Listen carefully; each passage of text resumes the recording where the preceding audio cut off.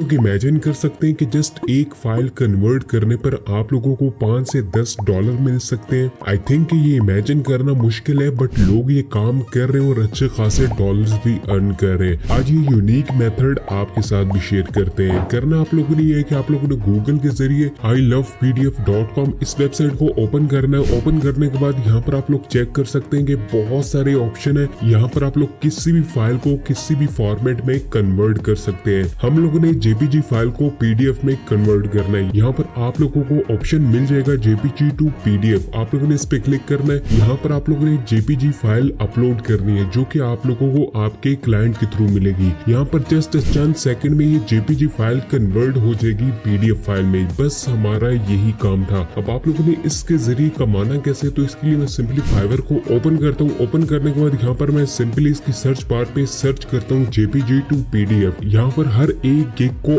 Order मिला हुआ है। यहाँ पर कोई एक ऐसी गिग मौजूद नहीं है जिसको ऑर्डर ना मिला हो। हर तीसरी से चौथी गिग पर 1K प्लस रिव्यूज मौजूद है। मतलब कि इसकी डिमांड बहुत ज्यादा है। वर्क करें और अर्निंग करना स्टार्ट करें।